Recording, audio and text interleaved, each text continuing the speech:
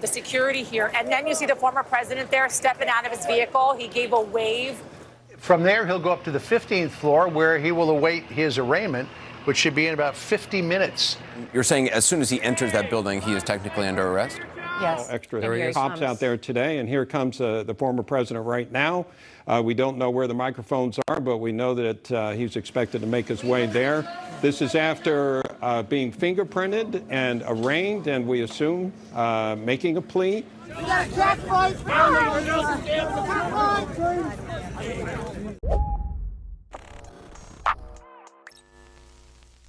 Happy Trump arrest day, my friends. It finally happened. The former star of Home Alone 2, Lost in New York, has been arrested after surrendering to authorities in New York following a grand jury's criminal indictment on 34 felony counts of falsifying business records, to which he predictably pled not guilty to.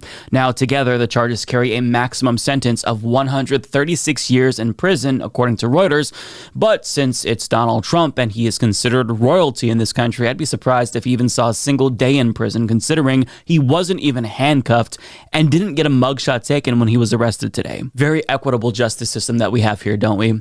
Still, the seriousness of this moment can't be understated, and even Trump, he's taking this seriously in the sense that he was surprised that this happened to him. He wrote via Truth Social, "Heading to the lower Manhattan, the courthouse. Seems so surreal. Wow, they're going to arrest me. Can't believe this is happening in America. MAGA." Now, as Politico explains, although it's the first time a former president has ever faced criminal charges, it may not be the last. At least 3 other criminal probes are circling around Trump. In Georgia, a district attorney is investigating Trump's attempt to subvert that state's results in the 2020 election. And in Washington, D.C., a special counsel is investigating his role in attempting to derail the transfer of presidential power, as well as his handling of national security secrets after leaving office. Now, with regard to that latter issue, the Washington Post reported on April 2nd that the Justice Department reportedly has even more evidence that Trump possibly obstructed justice. And to make matters worse, in a recent interview with Sean Hannity, he couldn't help himself. He self-incriminated even as Sean Hannity was trying to throw him a bone. I can't imagine you ever saying, bring me some of the boxes that we brought back from the White House. I'd like to look at them. Did you ever do that? I would have the right to do that. There's nothing wrong with it. But I know you. I don't think you would do it. Well, I don't have a lot of time, but I would have the right to do that. Right. I would do that. All right, let me move on. Fuck it, let's move on. I'm literally trying to help you here, man, but you just won't shut the fuck up. That response from Hannity was excellent. Now, speaking of Trump not being able to shut the fuck up, he is literally talking shit about the judge who will be hearing his case on Truth Social. He wrote 4 days ago, "The judge, quote, assigned to my witch hunt case, a case that has never been charged before, hates me. His name is Juan Manuel Marchon, was handpicked by Bragg and the prosecutors, and is the same person who railroaded my 75-year-old former CFO, Alan Weiselberg, to take a plea deal." And he goes on, but needless to say, it is, I guess we'll call it bold, to attack the judge who is literally hearing your case. And that's not all, because Trump Jr. apparently posted a photograph of the judge with his daughter on Truth Social, which is, I guess it can be interpreted as threatening, given Trump's history of violence in this country. But when you take into account his overall stupidity and privilege, I don't think that any of this is surprising. In fact, I'm actually shocked that he's behaving in the way that he is and actually turning himself in. Now, while that happened within the courthouse, all hell broke loose outside, with Trump supporters throwing hilarious temper tantrums and attacking anti-Trump supporters, specifically anti-Trump banners, and then getting into arguments with them. It was just hilarious. But here's some footage captured by BuzzFeed News reporter David Mack, and this, for some reason, just made my day. We should throw the district attorney in Guantanamo Bay.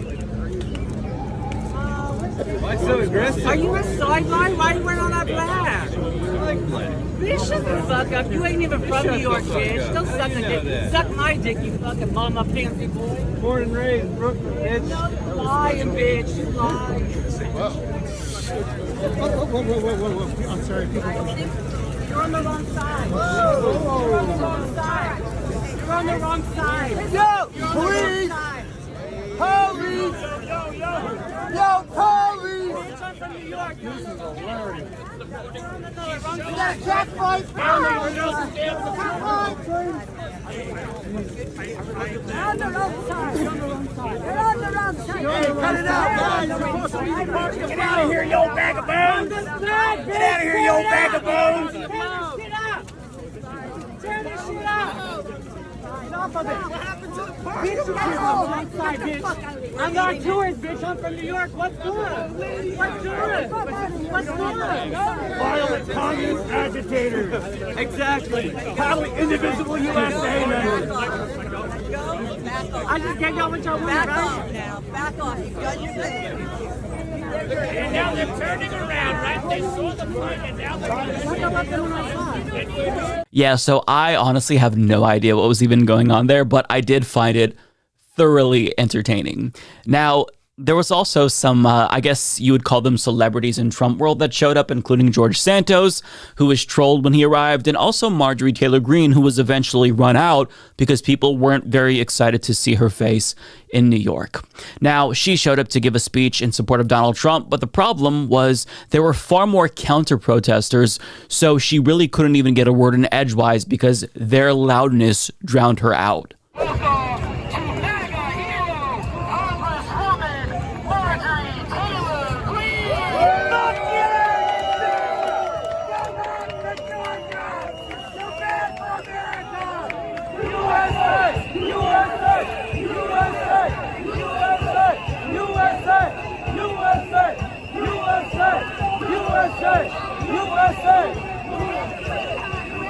Riveting speech, Marjorie. This is probably my favorite speech that she's ever given. Now, she was drowned out, as you heard, by the chanting and the whistling.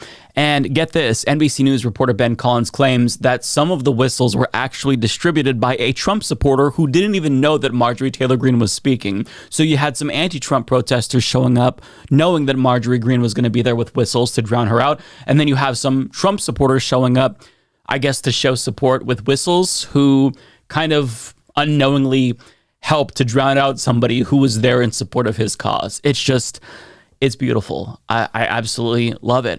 Now, thankfully, we were able to hear some of Marjorie Taylor Greene's speech before they ran her off because a far-right news network was close enough to kind of hear what she was saying. But even when they were right up to her, you could hear some of it, but she was quickly drowned out as soon as the crowd started to say anything. Democrats are the communists, and they are destroying America, destroying freedom. Democrats are the ones that have nothing to campaign for because they are failures, and they're proving it today. I want to thank the New York City Young Republicans for organizing this protest. I want to thank the press who are here today to cover this protest and allow me to speak and spread my words. And I would like to thank patriotic Trump supporters who are here today.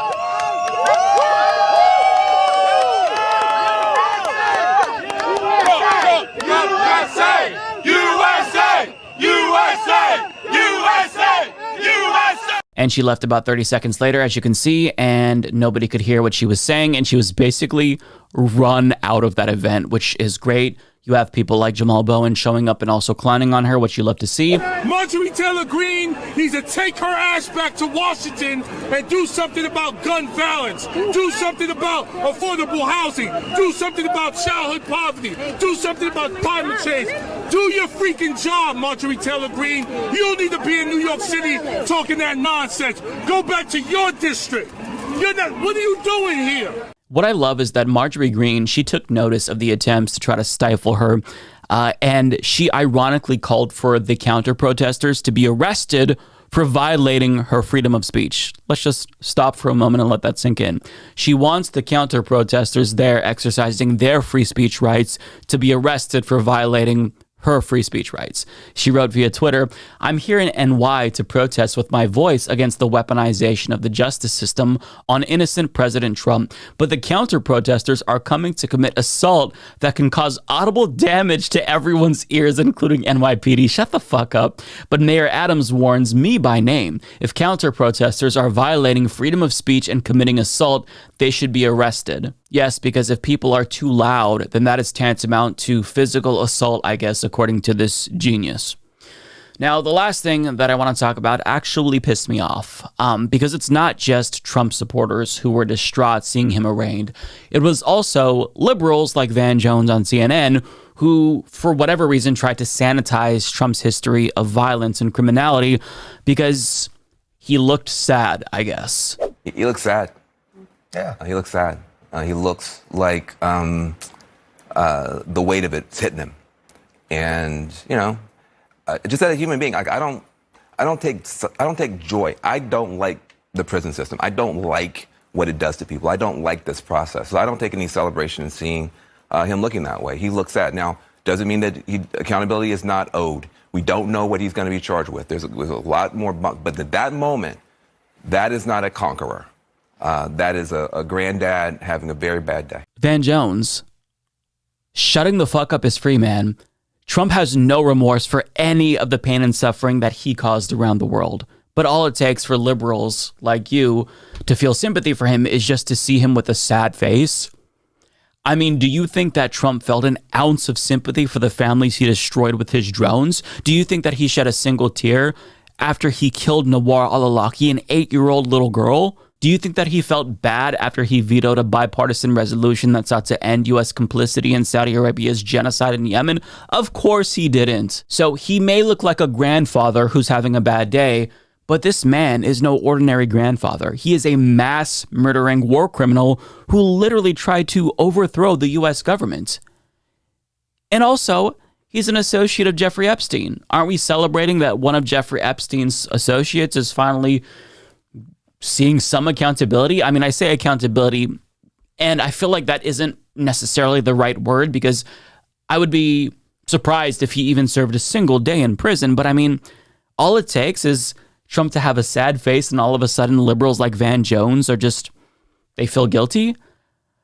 I mean, regardless of the outcome of any of these cases, I can guarantee that Trump's punishment just won't be enough given how bad of a person he is. So, I mean, it's certainly funny on one hand to see the meltdowns and overreactions to Trump getting arrested, but the fact remains that the mere prospect of just one elite finally being held minimally accountable is this upsetting to so many people. And that is deeply pathetic, even if it is somewhat funny. The fact that so many people think that there are actually people who should be above the law in this country tells us that our media has failed us. And you see the problem there with Van Jones running right along with the right-wing narrative that maybe Trump shouldn't be arrested. You know, he should be held accountable, but, you know, it's just a little bit sad because he looks like a grandfather, and I have a grandfather that I wouldn't want to see arrested.